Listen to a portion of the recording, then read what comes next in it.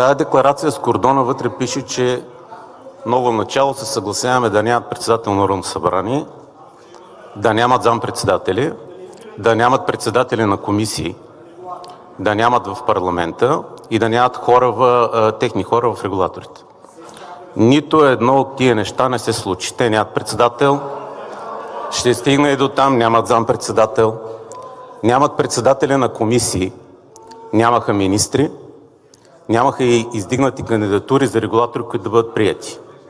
Само да припомня нещо, което упорито се опитвате да изпаднете в амнезия и си блъскате главата в стената, за да забравите. Когато бяхте в сглобка с тях, така наречената сглобка, която я роди ваш депутат като термин, те имаха заместник-председател на Народното събрание, ново начало, имаха председател на комисия, ако не се лъжа, Йордан Цонев беше на бюджетна комисия. Вие правихте бюджета заедно с тях. Всичките тези бюджети, които докараха страната от това положение. Приехте закони за увеличаване на доходи заедно с тях.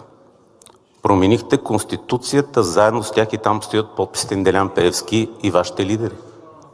Той ви ги показа и на други закони, на които сте се подписвали заедно. Лично вие с Делян Пеевски. Тук ми е много забавно как му знаете кабинета, защото сте ходили често там. Затова го и знаете. Вие избрахте конституционни съдии заедно с ДПС. Издигнати заедно с ДПС и с ГЕРБ. Лицемерието, което ви е вродено, наистина е достойно за уважение, защото аз рядко съм виждал толкова нагли лъжци, които да забравят какво са правили и да твърдят, че не са участвали в нещо и след това да скачат срещу този, който сами поканиха, за да работят заедно с него. Така че сега бюджет няма заради вас. Социални повишения няма да има заради вас.